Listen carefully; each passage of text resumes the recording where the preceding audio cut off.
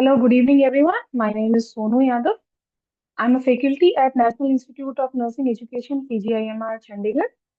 And today's topic that we are covering is ICU emergencies and specifically the role of a nurse while handling the emergencies that arise in an ICU. ICU itself is a critical care area, always dealing with all the kinds of emergencies, plus there are emergencies that arise over and above what is already happening in the ICU. So just give me a moment. I will share my slides.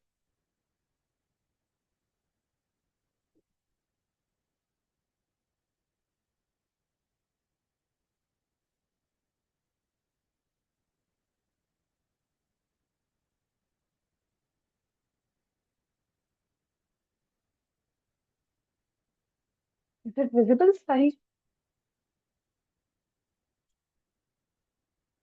तो आ गया क्या?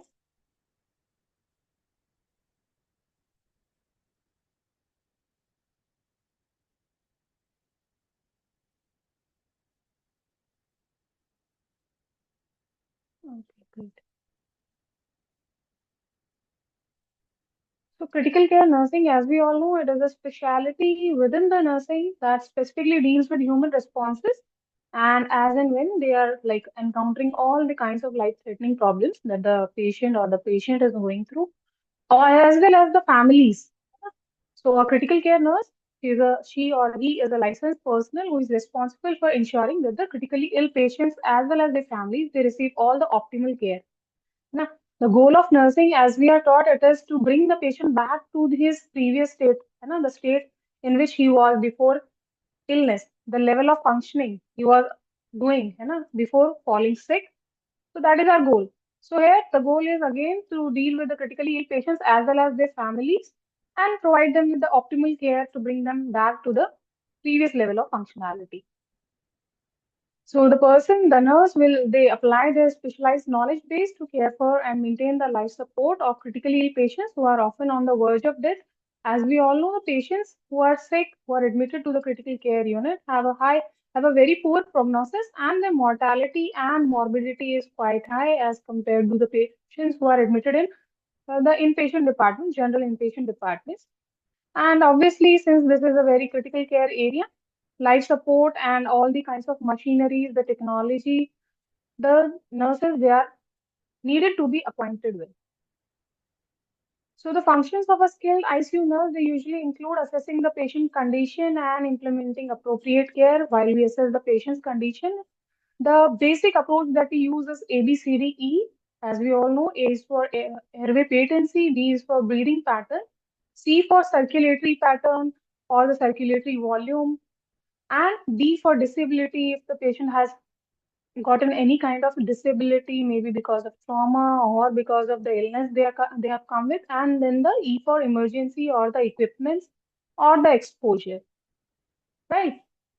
So this is the approach we assess. This is initial assessment that we do when a patient arrives to our unit, and then we plan for the appropriate care to bring the patient back to the previous state of health. Yes, then we treat wounds, administer IV fluids for the resuscitation of the circulatory status, and give some medications, whichever is prescribed, manage ventilators, monitors, and whatever equipments are required in the care of the patient.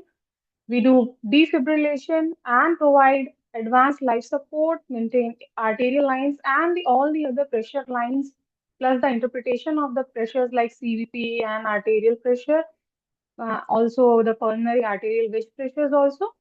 And then we have applied all the protocols that they are applicable in the ICU to promote the uh, yes to bring the patient back to his greatest level of health, control any kind of infections that can happen, and anything that they can acquire through the care or whatever is iatrogenic. Then the nurse can interpret and order diagnostic lab tests, whatever they have seen through the ABCD approach. They feel what is appropriate, how we need to go further into the care, how we need to plan the care, and what all investigations do we need that can be planned ahead. Then the nurse can make nursing diagnosis using the standards and protocols for treatment. Most commonly that we use is the NANDA diagnosis. Keep emergency equipment ready, especially we all know the crash carts we keep. the defibrillators that those which are always on charge required for the emergency management of a patient, and assess the physicians in performing the procedures like ICD insertion or in tracheal intubation or any kind of central line insertion procedures. Then providing the patient or the family any kind of teaching according to the condition that they have come to us, or whatever they have been prognosticated about. So immediate care of the patient, it involves initial assessment, as I told you earlier also. Initial assessment is through ABCD approach, which is done immediately as the patient comes, and it is highly specific that we are just limiting to the areas which pose a risk to the life, which are like life-threatening, the airway, the breathing, the circulation.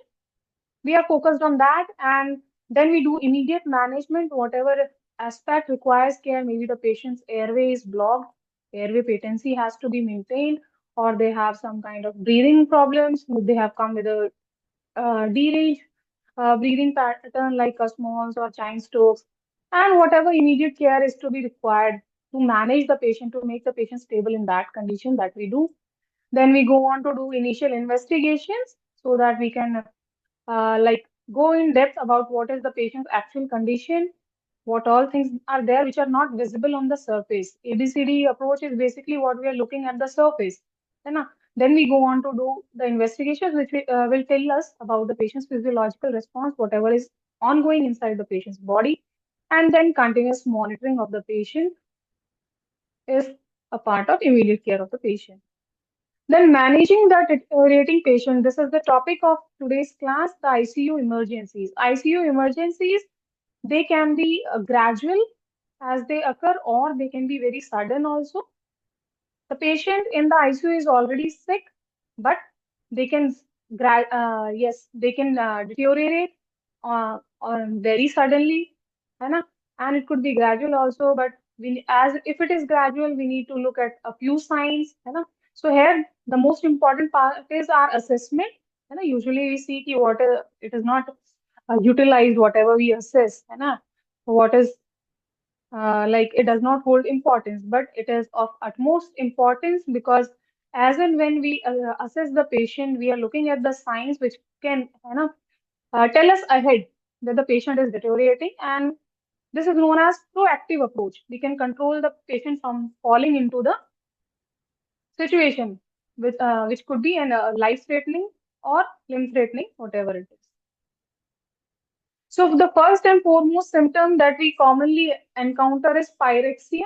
The ICU patients, they develop hyperthermia or pyrexia. Usually pyrexia is any abnormal body temperature above normal 37 degrees Celsius, but the temperature which is considered life-threatening is over and above 40 degrees Celsius. So pyrexia is divided into three categories, three grades. Low grade, which is normal to 38 degrees Celsius. Usually it happens because there is some kind of inflammatory response which is going on in the body, maybe because they have a mild infection, or they have developed any kind of allergy, or maybe they have undergone any kind of surgery, injury, or they have developed any kind of deep vein thrombosis, right?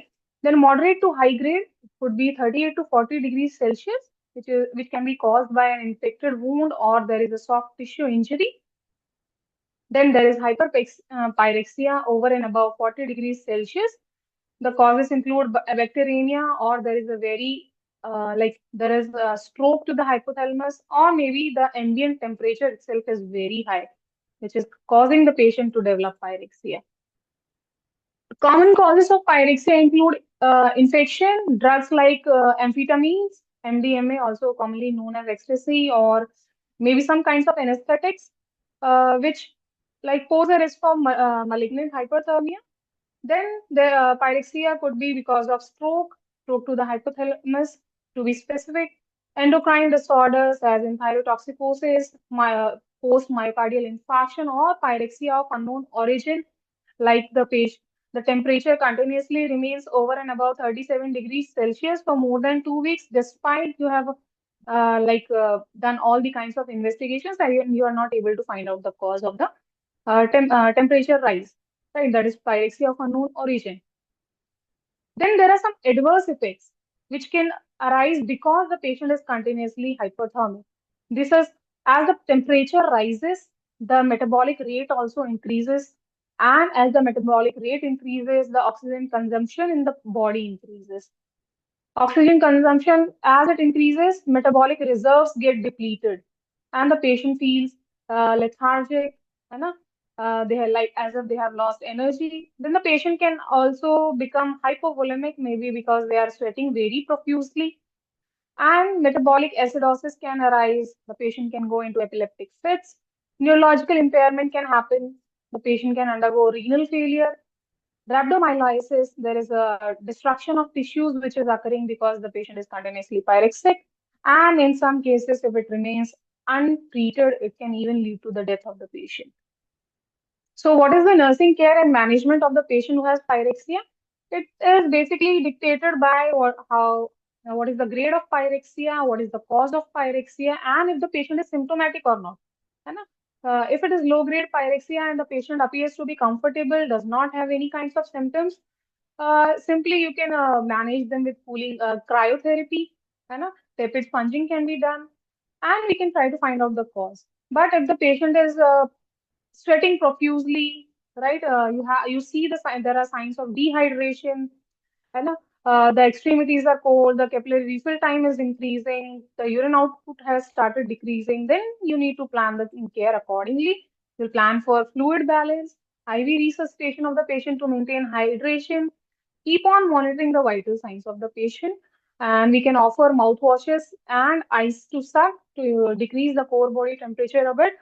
And if the patient have life-threatening hyperpyrexia, we can administer physical cooling methods, which includes tepid sponging or even other application of ice packs, which is usually not advised.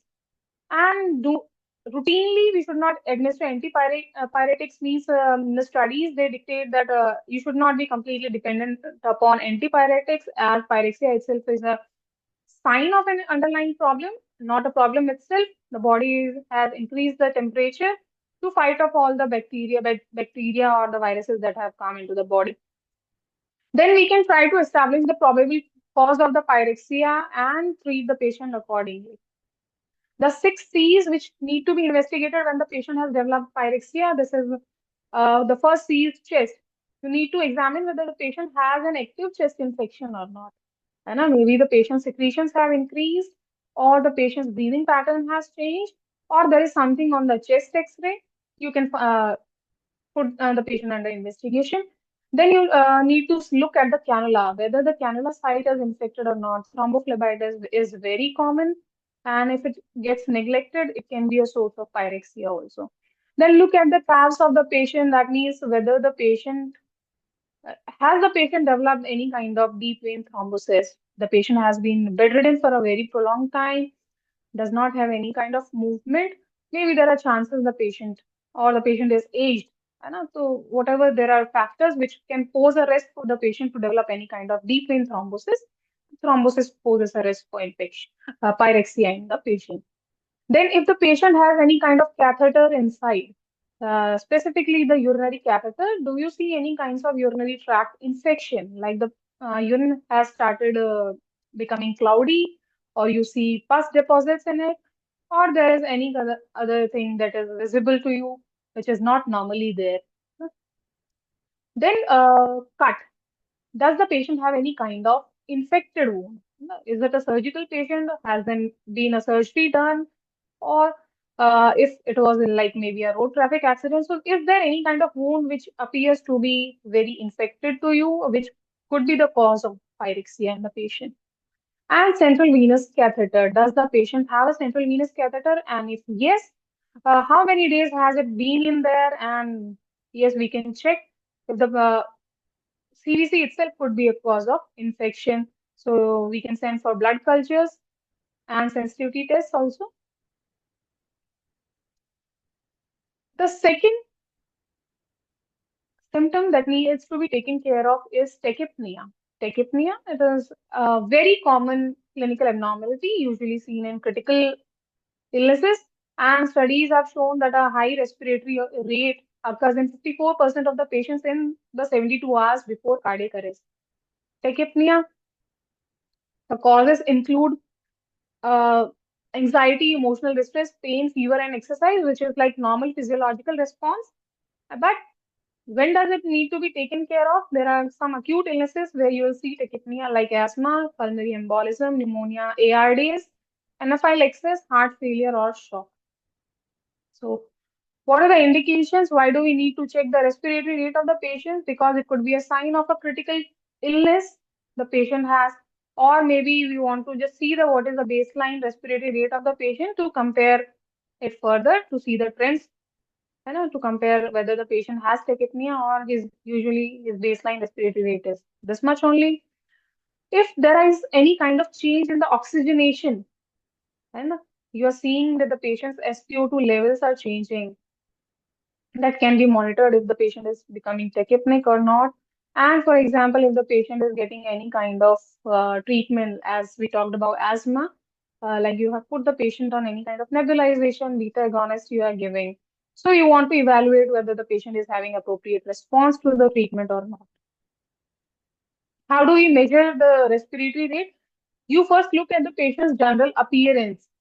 What will it tell you? If somebody is breathless, they'll appear anxious to you, right? Somebody is not able to breathe, obviously they'll have these anxious look, they'll be frowning. Do you think they'll be sitting normally? No, right? Then we observe their color, like the patient who has been like hypoxic for a very long time, you can see their skin has turned pale, and in severe cases like in central cyanosis can also occur. Then you talk to the patient. What does talking to the patient tell you? It will tell you, you'll be able to observe that the people who are breathless, they are not able to speak properly.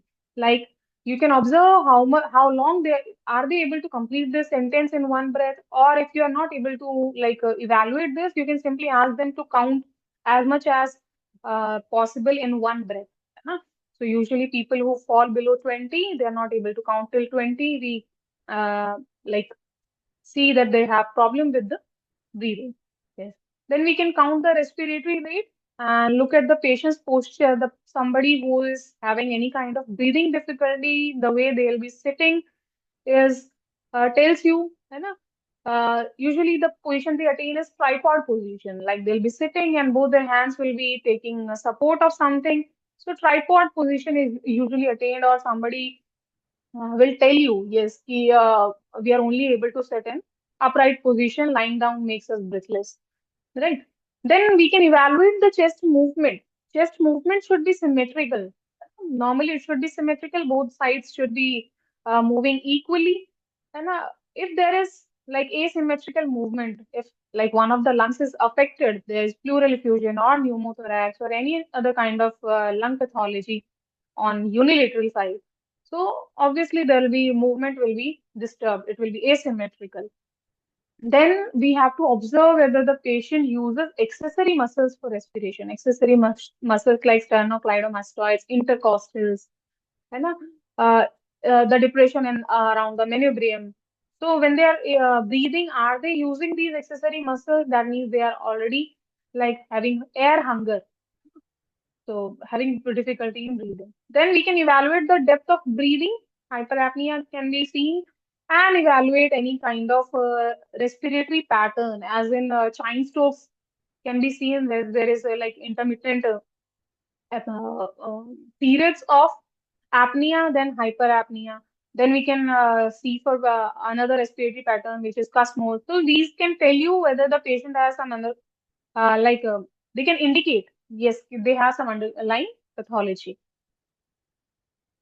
We can note the oxygen saturation. Normally it should be between 97 to 100. If it is falling below that, we can go on to having investigations like ABG analysis and all, which can tell us whether the patient is getting hypoxic or hypercapnic.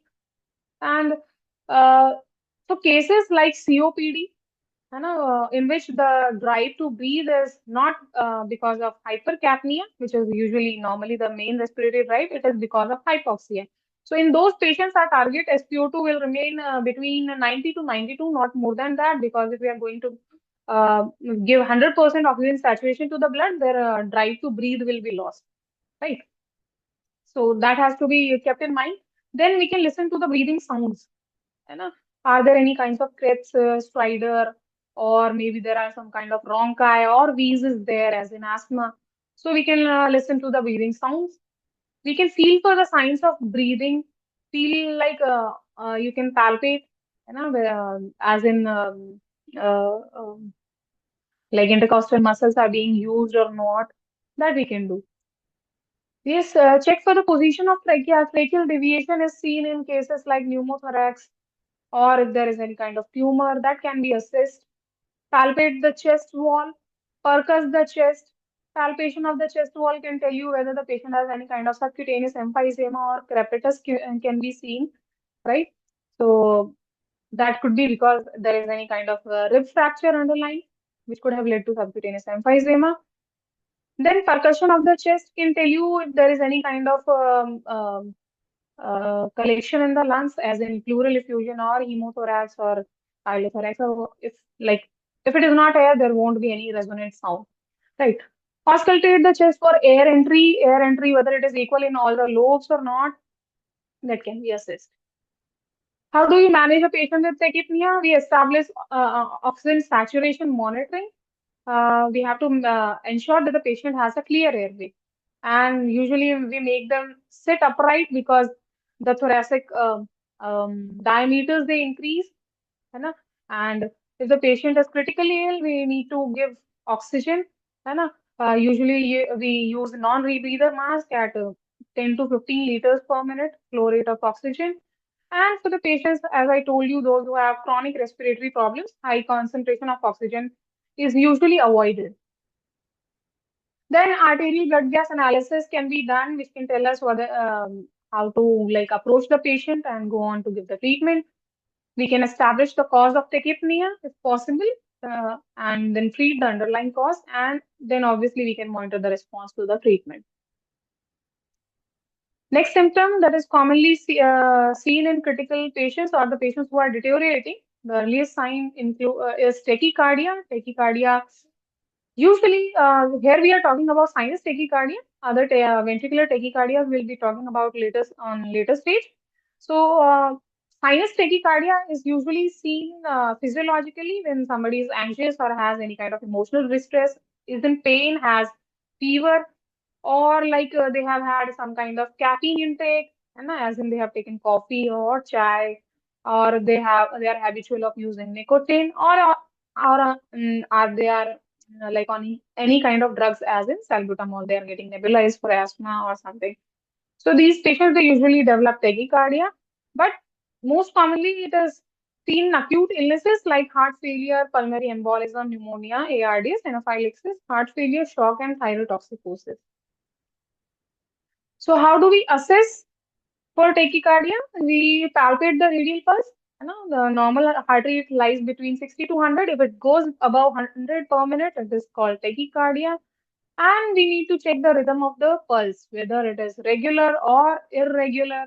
Irregularity can tell us whether the origin is from atria, right? Uh, atrium, sorry, and assess the volume of the pulse, whether the pulse is weak or thready, like that depicts that the patient's cardiac output is reduced, which could be like maybe because the patient is hypovolemic, है ना?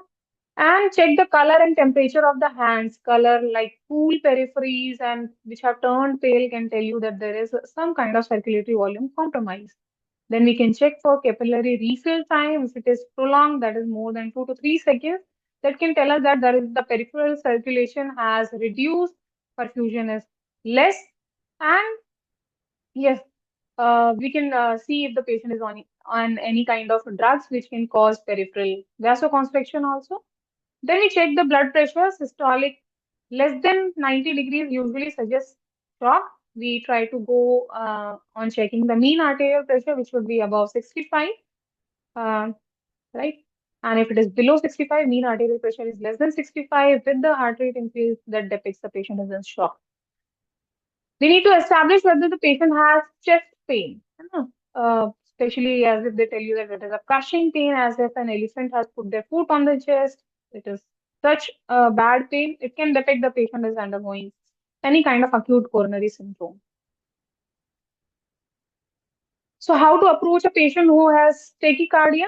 Yes, we assess the appropriateness for clinical condition, the heart rate If it is more than 150 per minute, it is known as tachyarrhythmia. We identify and treat underlying cause. First of all, we like maintain the patency of the airway and assess the patient with breathing. Then, if the patient seems to be hypoxemic, we can administer oxygen with NRBM. We can attach a cardiac monitor to identify the rhythm, if it is sinus or any other rhythm, and monitor the patient's blood pressure. As I told you, it should be the mean arterial pressure should always be above 65 to maintain tissue perfusion, and then we can go on to measuring the oxygen saturation in the arterial blood or the yes. Then if you see that the tachyarrhythmia, tachycardia is persistent, we need to see whether it causes hypotension also, or the patient has any kind of like altered mental status. The patient is appearing lethargic, drowsy, confused, or maybe they are having any kind of syncope, or there is any kind of signs of shock. The patient has any kind of chest discomfort, or do you see there is acute heart failure symptoms?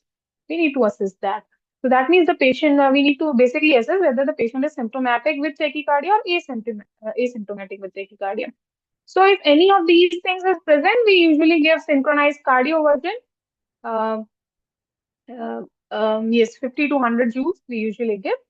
And if you feel that the tachyarrhythmia is there and the QRS complex is more than 0.12 seconds, then we obviously establish an IV access and we give adenosine if the QRS complex is regular and monomorphic. And then we can go on to seek expert help from the doctors who can tell us whether the patient is in need of antiarrhythmic infusions or not, right? And if you see that nothing, no such condition is present, the patient is not symptomatic, we can go on to monitoring the patient, get a 12-lead ECG done. We can perform vagal maneuvers, as in carotid massage can be given one side at a time. Adenosine can be given under the doctor's orders, and beta blockers or calcium channel blockers can be started as per the doctor's prescription. Another symptoms that needs to be taken care of is bradycardia. It could be an indication of life-threatening heart block, or maybe there is a systole which is impending. So it is of utmost importance that it is detected early and responded to. Common causes for bradycardia include medications like the patient is on beta blockers, damage to the medulla oblongata, maybe because of trauma or stroke, myocardial infarction, hypothermia, hypoxia, hypothyroidism, hypovolemia, and raised intracranial pressures. These can all lead to bradycardia. So for such a patient, we need to establish an IV access and get a 12-lead ECG done. Then we need to look whether the patient is symptomatic. Like if the systolic BP is falling below 90, or the heart rate is below 40 beats per minute, ventricular arrhythmias are there or not, or the patient has heart failure. If any of these is present, we usually give injection atropine 0.5 mg IV. And if you feel that the patient has got a very satisfactory response, we need to see, as I told you, it is an impending, it is a indication of impending asystole. So we need to check whether the patient has risk for asystole or not. Has he had any kind of asystole? Does he have a history of asystole? Or there is morbid type 2 AV block? Or do you see a complete heart block in the 12-lead ECG? Or do you feel the ventricular pause has been more than 3 seconds in the ECG? If any of these is present, we go on to giving atropine 0.5 mg and up to 3 mg we can give. Since here the dose is written 0.5 mg, 500 microgram, but what is available in our settings, Indian settings, is 0.6 mg. The higher, what we need to remember is the highest dose is 3 mg. So here, if it is the drug is available in 0.5 mg doses, we can give up to 6 doses max. But since we have 0.6 mg available to us, we can give 5 doses max. Then we can also consider giving adrenaline 2 to 10 microgram per minute, and look for alternative drugs as prescribed by the doctor. And we can like assess the need for transcutaneous pacing also. Then cardiac arrest. Both the conditions of tachycardia or the bradycardia can lead to cardiac arrest, which is like when there is cessation of activity of the heart. Since the heart is no more pumping, obviously the perfusion will decrease. It will be seized off. The tissues will go into ischemia, and this tissue could be anywhere in the body and the brain also. So we want to protect the vital organs of the body. That there should be minimum loss of function of the organs in cardiac arrest. So how do we manage a patient who is like entering a cardiac arrest? First is airway management, then breathing rhythm identification, defibrillation, and then AC applying the ACLS algorithm. So we'll study about these steps one by one. Airway management. Here we can use airway adjuncts. Airway adjuncts are oropharyngeal airway, like Goodell's airway. These look like this and come in various sizes also. They prevent tongue falling in unconscious patients. And then we have nasopharyngeal airways, which look like this. Is put in the nasopharyngeal cavity. Then we have a laryngeal mask airway. So this is supraglottic airway. Still, the what you see here, the cuff in the image. This is which rests over the larynx. This cuff is inflated with the help of this valve, and this is used when you feel that you are not able to establish a intubation, proper airway. You are not able to establish. So by the time until you like seek expert help, by the time you can use the laryngeal mask airway. Then we have a combi tube which has two valves and two openings. है ना? So if you are like blindly able to enter one or the other orifice, maybe you have entered the larynx, the trachea or the esophagus, you can see which part of the um, tube is has entered the trachea, and you can inflate the cuff and use it accordingly. Then we have subglottic airway.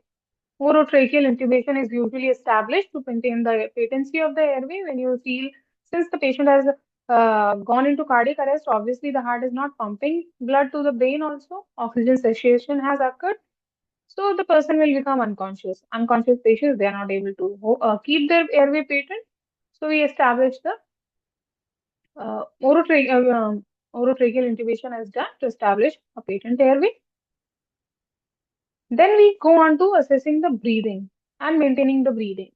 The patient is not able to breathe on his own, so we need to use bag and mask ventilation to provide breath to the patient. Usually we give 30:2.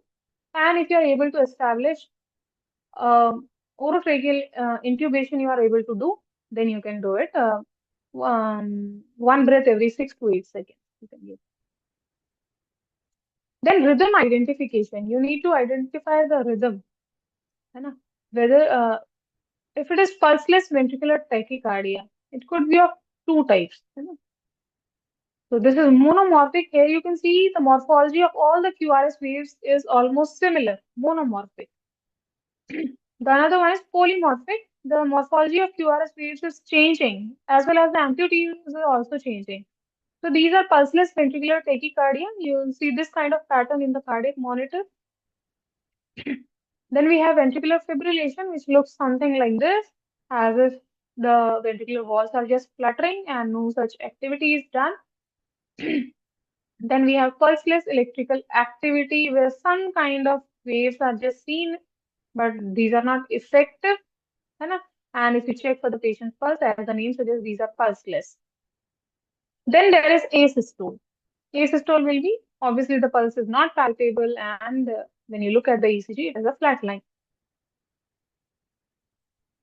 Ventricular tachycardia, these could be supraventricular tachycardia, like sinus generated, where they are regular, the rhythm is regular, just the rate is high. Then atrial flutter could be when you see a sawtooth pattern. Look at the P waves here. These are sawtooth. Then atrial fibrillation, when no distinct P waves are seen and the rhythm is obviously not regular, because any P is being followed by QRS, some are being dropped. Yes. So how do we begin the management of such a patient? Excuse me. Yes. So we give oxygen to the patient, attach the patient to the monitor and the defibrillator, and then we go on to assessing the rhythm, whether the rhythm is shockable or not. Shockable are the rhythms which are pulseless VT and VF. Showed you in the previous slides. It is shockable. If you have established, है ना, you have put on the pads of the defibrillator on the patient, you can go on to giving shock to the patient. Then continue doing the CPR for 2 minutes. And in the meanwhile, you can establish an IV or intraosseous access to give the pharmacological help. So then after 2 minutes of CPR, that means 5 cycles of CPR, you again check the rhythm, check whether it is shockable or not. If it is shockable, you give a shock, and if it is not shockable, you continue with your CPR. So every 2 minutes, the CPR cycle continues to be followed, and every 2 minutes you assess for the rhythm, whether it is shockable or not, and then we go on to give epinephrine every 3 to 5 minutes. Advanced airway has to be established. Capnography can be established. Capnography will tell us whether the CPR quality is okay or not. If we need to like reassess the CPR quality, improve it, that can be assessed through the help of a capnography. Then this goes on, and we can if either one is like you achieve ROSC, that is return of spontaneous circulation. If you receive this ROSC, then you can put like shift the patient on managing the post arrest care can be given to the patient. And if it is not achieved, you can continue giving the CPR. Next sign that has to be that tells us that the patient's condition is deteriorating is hypotension. Hypotension is when the BP falls below systolic BP falls below 90, right? Or the mean arterial pressure falls below 65. So what are the effects of hypotension? Hypotension on the renal system, that GFR gets reduced because renal perfusion has decreased, ultimately leading to oliguria and urea. And if it is not treated, it can lead to renal failure. Then, if the yes, blood pressure is reduced, cerebral perfusion pressure is reduced, brain cerebral perfusion pressure is reduced, what will happen? The patient will appear drowsy, aggressive, restless, and obviously they can go on to, if it is not corrected, the patient can end up into coma, and like hypoxemic injury can occur, ischemic stroke can occur, and ultimately, if not corrected on time, it can lead to death of the patient. In the heart, there could be ischemic damage to the myocardial walls. It can lead to myocardial infarction. Similarly, in the GI tract, when there is ischemia in the bowel, there could be yes, bowel ischemia leading to paralytic ileus. And in the skin, the extremities, the skin will appear cold and clammy. The causes of hypertension include hypovolemia. The circulatory volume has reduced, maybe because the patient is dehydrated or there's no proper fluid intake. Maybe the patient has had hemorrhage or is having severe vomiting and diarrhea, which is not being corrected, not being replenished, or the patient has extensive burns and losing fluid through evaporation also. Then it could be cardiogenic also. Hypovolemia because of cardiogenic shock. It could be the patient has cardiogenic shock or cardiac arrhythmias, or maybe the patient has any kind of acute coronary syndrome. Hypotension can also occur in sepsis, anaphylaxis, drugs such as the patient is on opiates or beta blockers, patient has any kind of spinal shock or pulmonary embolism, the patient will be hypotensive. How do you treat hypotension? The main objectives of treating hypotension are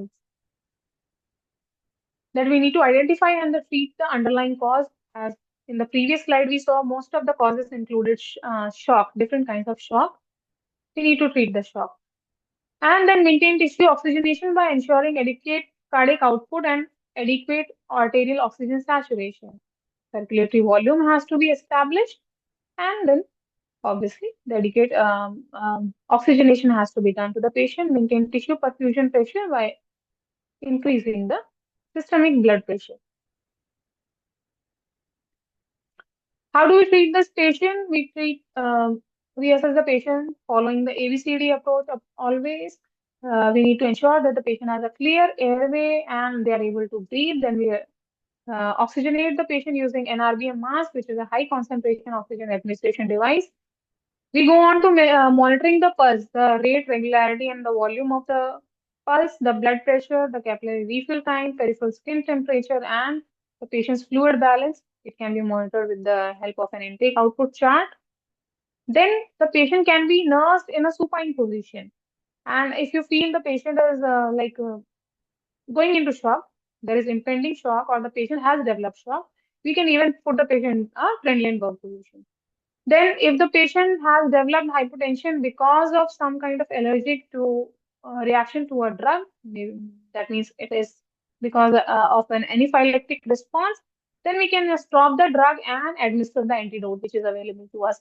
Like if the patient is on developed hypotension because of opiates, we can give naloxone in this case. Attach appropriate monitoring devices such as a cardiac monitor and pulse oximeter for the continuous monitoring of the patient. We can insert a large bore cannula, usually 14 to 16 gauge cannulas are utilized here. And we can take the blood samples for different kinds of investigations like blood counts, urea, glucose levels, liver function tests, lactates and coagulation profile, and all. If you suspect the patient has any kind of internal or external hemorrhage, we need to prepare the patient for a blood transfusion also. And if you suspect that the patient might have sepsis, we can send blood cultures also. A rapid fluid challenge can be given to the patient. The fluid challenge involves giving 500 to 2 liters of warm crystallized solution over 5 to 10 minutes. So it can increase the circulatory volume for the time being. है ना? So we can check, but in this case, we need to be very careful and need to assess for the signs of fluid overload. What are the signs of fluid overload? That the patient will develop urinary edema, like the sputum will be frothy, blood tinged, है ना? They'll be frequently coughing, suddenly they'll develop breathing difficulties. These are signs of fluid overload.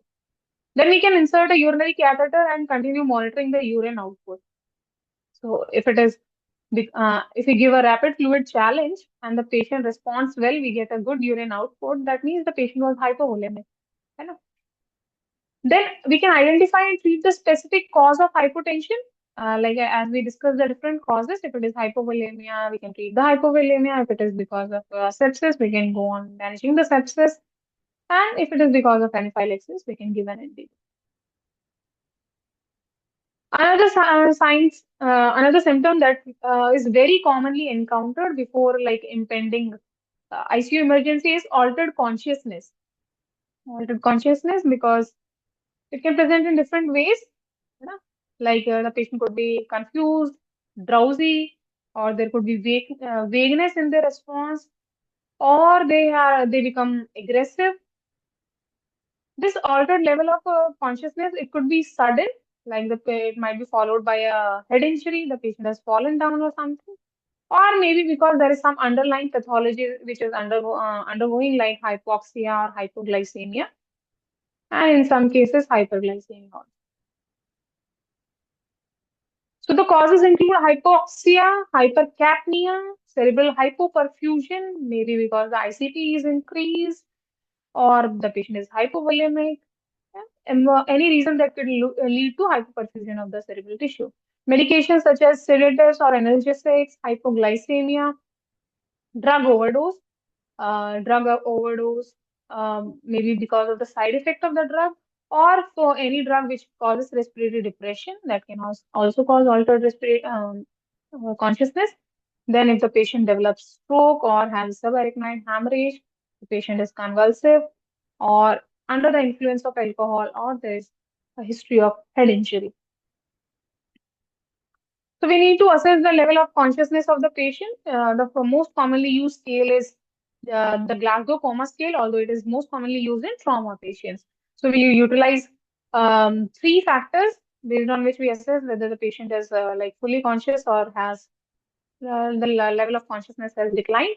The first is eye opening. It is scored 1 to 4. If the patient the eyes are open without the need for stimulus, we give a score of 4. And if the patient is not opening eye to any kind of verbal or pain stimuli, so we give 1. Similarly, for verbal response, like the patient is fully conscious and oriented to time, place, and person, we give a score of 5, and there is no verbal response from the patient, even on verbal or painful stimuli. The lowest score that we can give is 1. Motor response is scored 1 to 6. 1 to 6 when the patient is able to obey a command, like you ask them to lift their arm or move their leg, or any command you give and the patient is able to follow, like you ask them to stick out their tongue, they're able to follow. We give them a score of 6. And if it is like they're not responding to any kind of painful stimulus, so the lowest score is 1. So the highest score in the Glasgow Coma scale is 15 and the lowest is 3. And as the Glasgow Coma score decreases, this tells the severity of the uh, problem. And in this case, the head injury. Another scale that we can utilize is AVPU scale, which tells us, which can be used for generally the medical conditions, altered level of consciousness with medical conditions. Like we check whether the patient is alert or not, or they're not fully awake, but when we give a verbal stimuli, they are responding. Then P for painful stimuli, they are responding only to painful stimuli, and U, that means they are not, and they are totally unresponsive. That is AVPU scale, and we also need to assess the pupillary response of the patient. That means how they are reacting, whether they are equal in size and shape, so this will tell us whether there is increased intracranial pressure or maybe there is compression on the optic nerve. That can give us an idea of neurological status of the patient. Managing, as with the other conditions also, obviously you need to assess the patient following the ABCD approach. We ensure that the patient has clear airway, and if it is not, then we establish an airway. Assess whether the breathing is adequate or not. That means the SpO2 level should be maintained. And for those who are critically ill, we administer oxygen using an RBM. And if they're like in the previous case, if then the airway is not clear, the breathing is not proper, we establish the airway and give oxygenation through the endotracheal tube. Exclude or treat hypoxia, hypercapnia, and hypotension. If you suspect that the altered level of consciousness is because of hypoxia, you oxygenate the patient. If it is because of hypercapnia, है ना? So we can utilize PEEP to like wash out the excess CO2, and then hypotension. If it is because of hypotension, we can yes replenish the circulatory volume. The patient can if is breathing properly, just not fully conscious, we can place them in recovery position. That means on the laterally we can place them to like drain out all the secretions that are there and prevent any kind of aspiration into the trachea. If the patient is unconscious, we can utilize oropharyngeal airway. In the previous slides, we saw the picture of Goodell's airway that is very commonly utilized. And even we can intubate the trachea if it is required. For semi-conscious patients, we can use nasopharyngeal airway also. We need to exclude whether the patient is hypoglycemic. If the patient is hypoglycemic, and that is why there is altered level of consciousness, so we need to give patient dextrose solution. So orally, if since the patient's level of consciousness is already altered, we should avoid giving it orally. Right? There are chances the patient might aspirate. So instead, we can give dextrose solution IV and improve. This will improve the patient's symptoms. If the patient is hyperglycemic, what to do? Hyperglycemia, as in case of diabetic ketoacidosis, could be a cause of altered level of consciousness. Then yes, appropriate measures can be taken. We can give insulin, we can replenish the circulatory volume, and yes, then we can exclude reversible drug-induced causes if it is because of any kind of drug intake which has led to the altered level of consciousness, like the patient was maybe on opiates. We can reverse the effect, stop the drug infusion, and give the antidote. Another symptom that is very commonly encountered and is a like indication of an impending emergency is oliguria. Oliguria is a reduced urine output. So it is usually defined as a urine output of 100 to 400 ml in the 24 hours. Anuria is when the urine output is less than 100 ml in 24 hours. And then there is another term, absolute anuria, and then there is 0 ml urine output in 24 hours, which is usually very rare. Absolute anuria is maybe because externally, post-renally, there is some kind of blockage. Like, for example, it is written there is a blocked urinary catheter. Like, okay, so what are the causes of oliguria? Oliguria, physiologically, if we need normal urine output, three factors are required. That the renal perfusion should be adequate, then renal function should be proper also. And then there should be no obstruction to the urine flow. So since these are the three requirements, if there is problem with any of these three factors, it can cause oliguria. Like if there is a problem with the renal perfusion is not there, this is known as pre-renal cause, and it could be because of hypovolemia or the patient is hypotensive as in shock. Then, if the patient's normal renal function is altered, for example, the patient has ATN, acute tubular necrosis, or glomerulonephritis, so this is a renal cause of oliguria. Post-renal causes include uh, after the formation of the urine, like there is some kind of retention of urine, maybe there is a stone, है ना? So these are all causes of oliguria. How do you manage oliguria now? So based on the causes, what was the cause of oliguria? We go on treating the managing the oliguria. So, as always, we start with the ABCD approach, start to prescribe emergency management of the airway and the breathing. Then, if it is pre-renal cause, like the patient is hypovolemic or hypotensive, we place them in a supine position, start giving IV fluids, and then we can insert a urinary catheter to monitor the output. Then exclude retention of urine. That means you should need to exclude whether the it is a post-renal cause of oliguria is present. Like post-renal cause could be if the patient has ureteric stone or not, but that will require some kind of investigation. So before that, you can check whether there is any kind of kinking in the catheter or somebody has just clamped it and forgotten. Maybe you were giving bladder training to the patient and then something happened and you forgot to unclamp the patient. That could be a cause of retention of urine, and that is why you felt the patient is getting oliguric, right? Then that can be assessed. We can establish an IV line and give IV fluid challenge. IV fluid challenge, as we discussed in the previous case, also 500 ml to 2 liters of fluid can be given in a short amount of time. That can increase the uh, circulatory volume, and obviously perfusion will improve, and you'll get a urine out.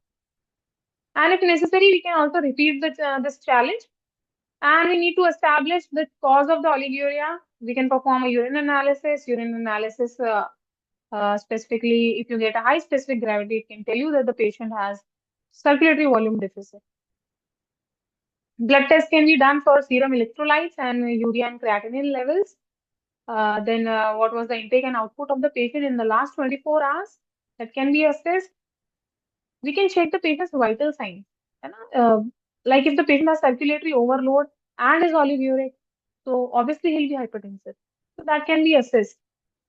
And then ask the doctor to review if the patient is on any kind of nephrotoxic drugs, like the patient is on NSAIDs or is using any kind of aminoglycoside drugs like gentamicin or neomycin something.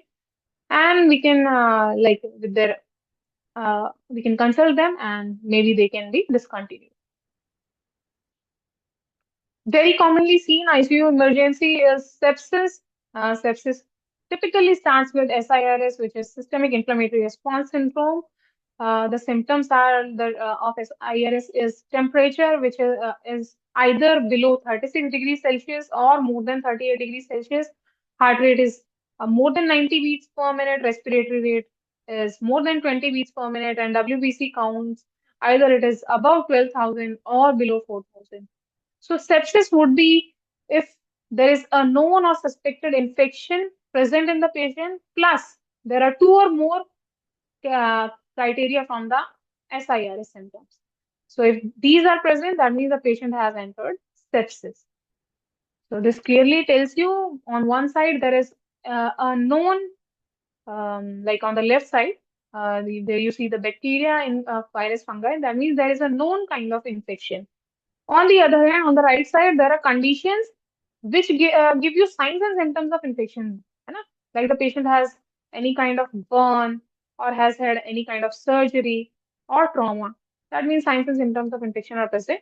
So the area in which they are overlapping is the area of sepsis, and in that there is this red spot which is severe sepsis.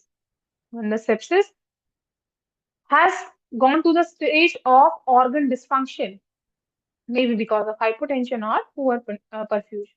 Like the signs of severe sepsis include hypotension, altered mental status. The patient is hyperglycemic, even though he's not a known diabetic. Hypoxemic, hypoxemia, acute oliguria, or there is any kind of coagulopathy present, and the serum lactate levels are increased. Yes. How do you as we learned in the previous slide, what is the criteria for sepsis is when there are two or more SIRS criteria present with known infection. Then severe sepsis is sepsis with quick SOFA score of two or more. Yeah. So what is quick SOFA score?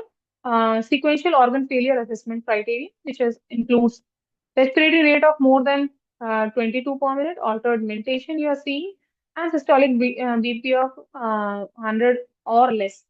So whenever SOFA score increases by more than 2, it depicts that the hospital mortality, in-hospital mortality increases by 10%. So there is septic shock where there is sepsis with persistent hypotension, which requires vasopressors to maintain a mean arterial pressure of more than 65. And there is lactate levels which are raised about 2 millimoles per liter despite adequate fluid resuscitation. So while we are correcting the hypotension we are correcting using volume and vasopressors and inotropes also. So here, this condition has already occurred when in the scenario of sepsis, there is persistent hypotension despite you have given fluid resuscitation, and you also find the lactates are increased. So this is septic shock, and it tends to increase the in-hospital mortality over and above 40%. Early identification of signs and symptoms. Yes. So this is known as golden hour because as we saw in the previous slide, the in-hospital mortality increases to a very high level. So the first 6 hours after diagnosis is the window of opportunity where we can reverse the tissue hypoxia and prevent organ failure. है ना? So whenever there is hypotension, as in shock, what happens? There is cell starvation, cell death, ultimately leading to organ dysfunction. And here we want to prevent this organ failure. Organ dysfunction has already started setting in. We do not want to establish organ failure.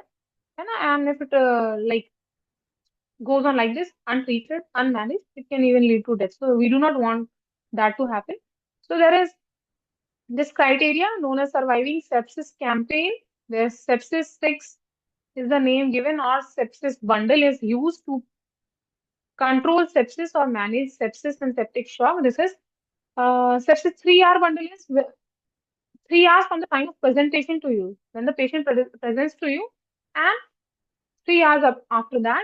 In the meanwhile, we need to measure the lactate levels, obtain blood cultures prior to administration of drugs, antibiotics specifically. If you're obviously you have to give broad spectrum antibiotics. So before you give the first dose of antibiotic, you need to take the blood cultures from the patient. And since the patient is in shock, obviously you need to give IV resuscitation. So you need to administer 30 ml per kg crystalloid for hypotension, or when the lactates are more than 4 millimoles per liter. Sepsis says 6 hours bundle, which is to be completed within 6 hours of time of presentation. We apply vasopressors for hypotension. This is the hypotension which is not responding to fluid resuscitation. है ना? Because ultimately, to maintain the tissue perfusion, cerebral tissue perfusion and peripheral tissue perfusion, mean BP of more than 65 is required. So we are going to use vasopressors to maintain that mean arterial pressure. And when there is persistent hypotension after initial fluid administration, or the initial lactate levels were more than 4, we reassess the volume status and tissue perfusion and document it. Then remeasure the lactates if initial lactate was elevated. So we never go with the single reading, we reassess it. So with this, we have come to the end of the slide. The take-home message from today's class is ICU emergencies. These are time critical, and the nurses are the first to recognize the deterioration. That is why we discuss so many signs of deterioration. Early assessment and rapid decision making and prompt intervention will save lives. Strong clinical skills, situational awareness, and use of evidence-based protocols are essential. Effective communication and teamwork with a multidisciplinary team improves patient outcomes, and ongoing education, simulation trainings, and reflection strengthen the nurse readiness in emergencies. Conclusion: nurses play a central and irreplaceable role in managing ICU emergencies since they are the first one to encounter it. So, their ability to detect the subtle changes in the patient's condition, they can initiate immediate interventions and coordinate care under them. It impacts the patient's survival and recovery. So, the prognosis of the patient is improved. And when we combine clinical expertise, critical thinking, and teamwork, the nurses they ensure that the care is safe and timely, high quality in the most critical moments. So classes like these they empower nurses through continuous training and support, and it helps in improving the outcomes in the ICU environment. So if there are any questions, you can tell me. So with this, we finish with the today's presentation. Thank you so much.